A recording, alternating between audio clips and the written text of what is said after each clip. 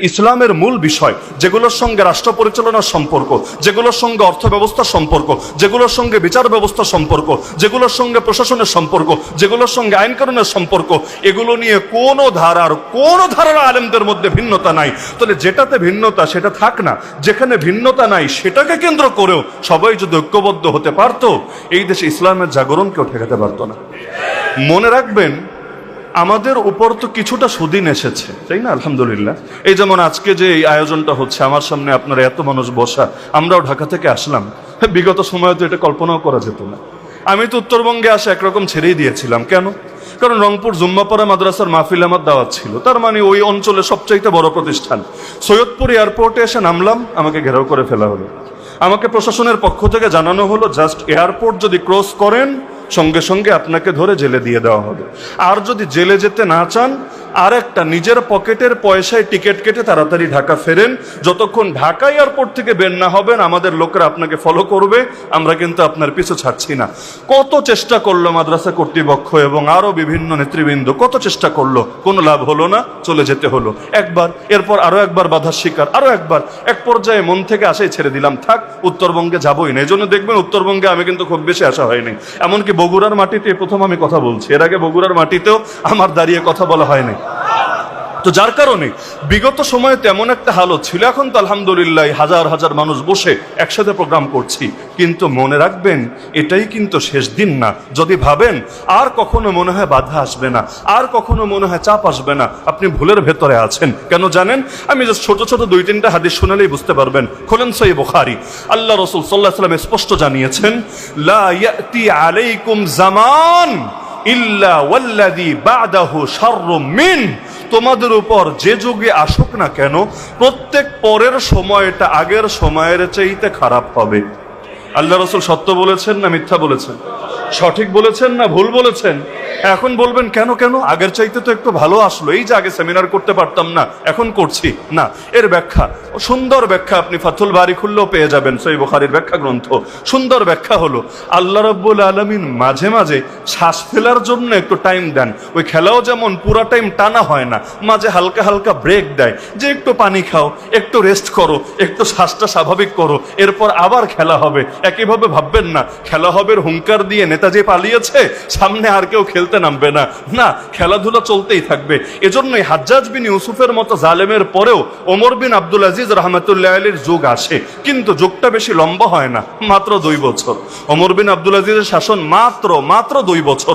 99 হিজরিতে শুরু, 101 হিজরিতে শেষ। সুতরাং যদি ভাবেন লড়াই শেষ হয়েছে, ভুলের ভেতরে আছেন। মনে রাখবেন, যতদিন পর্যন্ত ইসলামের চূড়ান্ত বিজয় হবে না, ততদিন পর্যন্ত ইসলামের সৈনিকরাও পৃথিবীতে শান্তি পাবে না। আমাদের সম্পর্ক ইসলামের সাথে, যেভাবে ওমর রাদিয়াল্লাহু আনহু বলেছিলেন, নাহনু কওমুন আ'আজ্জানাল্লাহু বিল ইসলাম, আমরা সেই জাতি যাদেরকে আল্লাহ সম্মান দিয়েছেন ইসলামের মাধ্যমে। ফাইদা বাতাগাইনাল ইজ্জাতা বিগাইরিহি আদাল্লানাল্লাহ। এখন ইসলাম ছাড়া অন্য যে জিনিসের মাধ্যমেই ইজ্জত তালাশ করি না কেন, কোথাও ইজ্জত পাবো না, উল্টা আল্লাহই লাঞ্ছিত করে ছাড়বেন। কারণ সুখে রাখার মালিকও আল্লাহ, বিপদে ফেলার মালিকও আল্লাহ। আমার আল্লাহর নির্দেশ ছাড়া কিছু হয় না। আমরা যদি ইসলামের তরে কাজ করি, আল্লাহ আমাদেরকে বিজয় দিবেন, এটা তার ওয়াদা। আর আমরা যদি ইসলাম ছেড়ে অন্যদের গোলামি করি, আল্লাহ আমাদেরকে দুনিয়ার মতো কুত্তা বানায় রাখবেন, এটাই তার ওয়াদা। আপনারা যদিও দেশের একটা প্রান্তে আছেন এবং বিভিন্নভাবে বিভিন্ন সময় অবহেলিত হয়ে আছেন, কিন্তু আলহামদুলিল্লাহ ইতিহাস সাক্ষী, আমাদের এই বাংলা অঞ্চলে ইসলামও প্রবেশ করেছে কিন্তু আপনাদের উত্তরের এই পথ ধরে। ইখতিয়ারউদ্দিন মোহাম্মদ বখতিয়ার খলজি, সেই যে 1204-5 সেই সময়টার ভেতরে এই বাংলা অঞ্চলে যে তার হাত ধরে ইসলাম রাষ্ট্রীয়ভাবে বিজয়ী হয়, সেটা কিন্তু আমাদের সিলেট থেকেও না, চিটাগাং থেকেও না, আপনাদের এই উত্তরের পথ ধরেই হয়েছিল। এমনকি এখনো পর্যন্ত উত্তরবঙ্গের সবচাইতে বড় বড় অনেক কিছু প্রতিষ্ঠানও কিন্তু আপনাদের এই বগুড়ার মধ্যে অবস্থিত। এই জামিল মাদ্রাসার কথা আমি গতকাল জিজ্ঞেস করলাম যে এটা বড় না জুম্মাপাড়া বড়, আমাকে বলা হলো পুরো উত্তরবঙ্গের মধ্যে এটা বড়। শুনে ভালো লাগলো আলহামদুলিল্লাহ যে এখানকার এমন কিছু প্রতিষ্ঠান আছে যেটা পুরো অঞ্চলের মধ্যে রাজত্ব করছে। শুধু তাই না, শহীদ আব্দুল মালেক, আল্লাহ তাআলা তাকে জান্নাতে সুউচ্চ মর্যাদা দান করুন, এই আল্লাহর বান্দা নিজে শাহাদাত বরণ করেও দেশের মধ্যে যে জাগরণ ঘটিয়েছিল, যুগ যুগ ইতিহাসের পাতা এগুলো স্বর্ণাক্ষরে লেখা থাকবে ইনশাআল্লাহ।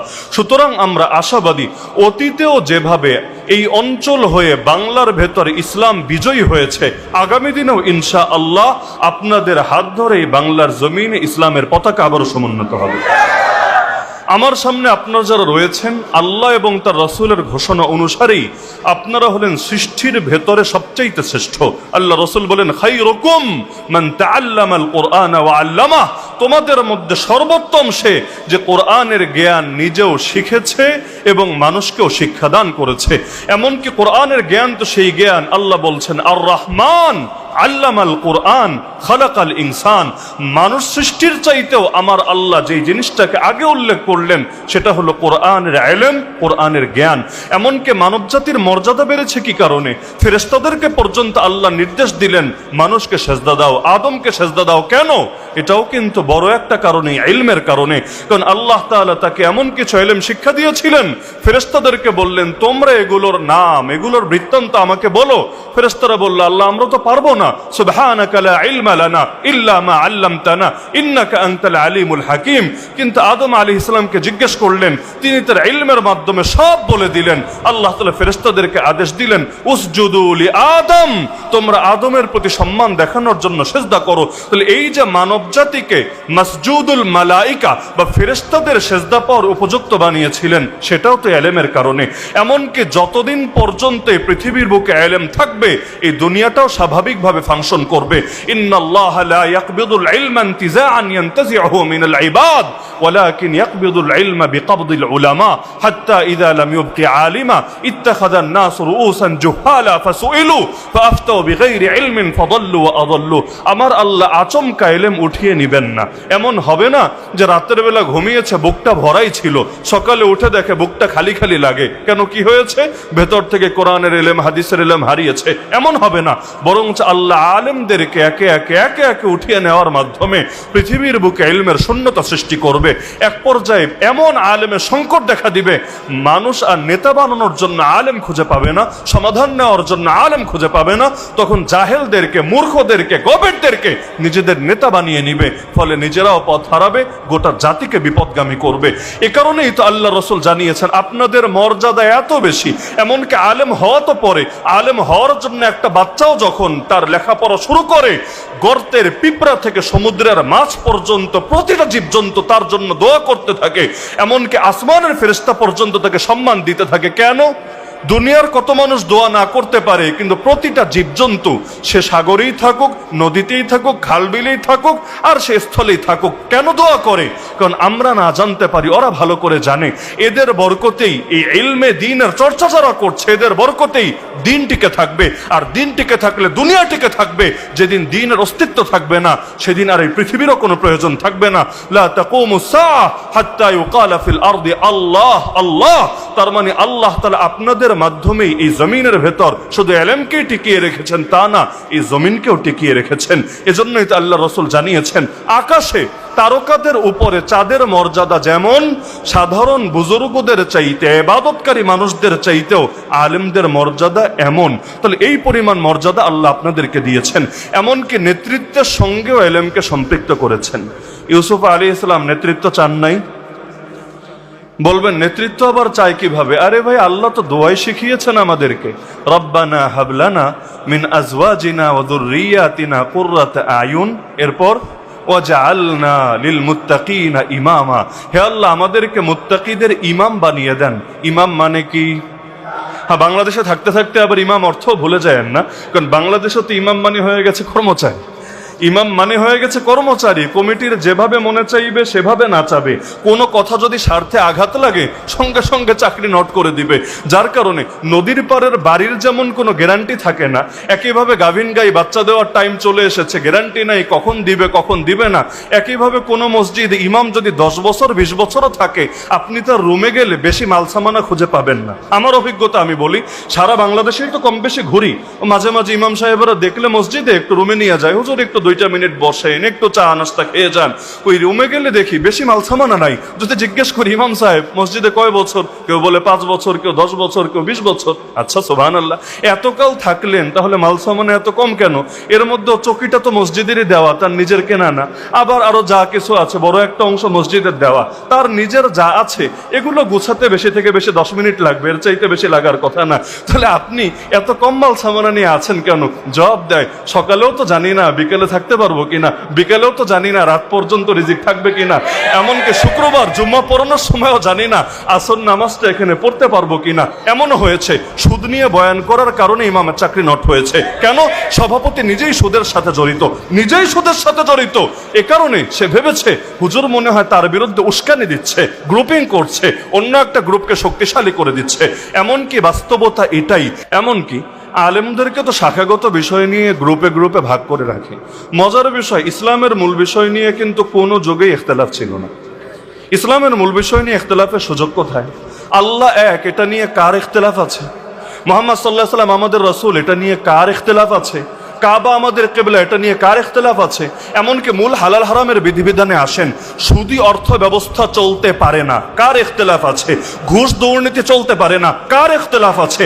মাদকের কারবার, ধর্ষণ, এমনকি জিনা, শুধু ধর্ষণ না, ওরা তো সরকারগুলো ধর্ষণের বিরুদ্ধে বলে, জিনার বিরুদ্ধে বলে না, তো ধর্ষণও চলতে পারে না, জিনাও চলতে পারে না, কার ইখতিলাফ আছে? এরকম একটা তালিকা করেন, এখানে বসে বসে করেন। এমনকি আল্লাহ রাসূল সাল্লাল্লাহু আলাইহি ওয়াসাল্লাম বিশুদ্ধ হাদিসে কিয়ামত পর্যন্ত সময়কে মোট 5 ভাগে ভাগ করেছেন। এই হাদিসে আশা করি অনেকে জানেন। নবীর যুগ থেকে কিয়ামত পর্যন্ত যত সময় আসবে, যত বছর হোক, 1500 বছর তো প্রায় হয়েই গেছে, সামনে আরো যত হোক, নবীজি বলেছেন মোট যুগ হবে কয়টা? জাস্ট 5, 6 বলতে কিছু নাই। 1 নম্বর যুগ হলো নববী যুগ, নবুয়তের যুগ। আল্লাহ রাসূল বলেন, তাকুনু নবুওয়াতু ফীকুম মা শা আল্লাহু আন তাকুন সুম্মা ইয়ারফাউহা আল্লাহ ইযা শা আন ইয়ারফাহা। 1 নম্বর যুগ হবে নবুয়তের যুগ। আল্লাহ যতদিন চাইবেন তোমাদের ভেতর নবীকে রাখবেন, নবুয়তের যুগ রাখবেন। এটাই সবচাইতে সোনালী যুগ আমাদের। এই যুগটা ছিল বেশি না, মাত্র 23 বছর। এরপর দ্বিতীয় যুগ, নবী বলেন সুম্মা তাকুনু খিলাফা আলা মিনহাজিন নবুওয়া। দ্বিতীয় যুগটা হবে খেলাফতের রাশেদার যুগ। নবী যেভাবে শাসন করেছেন হুবহু একই রকম আদর্শের শাসনের যুগ। এটাও বেশি না, অন্য হাদিসে ব্যাখ্যা আছে, আল খিলাফাতু বাদি 30 সানা। আমার পরে খেলাফতের রাশেদা বা অন্য ভাষায় খেলাফা আলা মিনহাজিন নবুওয়া থাকবে মাত্র 30 বছর। 23 প্লাস 30, 53 বছর গেল। এরপর 3 নম্বর যুগ, নবী বলেন এরপর আসবে সুম্মা তাকুনু মুলকান আদা। এমন রাজত্বের যুগ যারা দাঁত দিয়ে কামড়ে রাজত্ব ধরে রাখবে, রাজত্ব ছাড়বে না। এজন্য দেখবেন খেলাফতের রাশেদার পরে সেই যে বংশানুক্রমিক শাসন শুরু হয়েছে, একদম 1924 পর্যন্ত চলেছে, মাঝখানে সরে নাই। উমাইয়া, আব্বাসি, ওসমানী, যা কিছু চলেছে এমন ভাবে ধরেছে যে আমার পরে আমার বংশের কেউই ক্ষমতায় আসবে। ও নাদান হলেও আসবে, অথর্ব হলেও আসবে, অর্বাচীন হলেও আসবে। ওই বাংলাদেশে এগুলো চলে। পরিবারতন্ত্র চলে না? দলের মধ্যেও চলে, এমনকি পীরসাবদের ধারার মধ্যেও চলে, এমনকি বহু প্রতিষ্ঠানেও চলে যে অমুকের পরে তমুক আসবে। এখন সে যেহেতু তার বংশে যোগ্য হলেও আসবে, অযোগ্য হলেও আসবে, আর অন্যরা স্পেস পাবে না, তারা যোগ্য কি অযোগ্য এটা দেখা হবে না।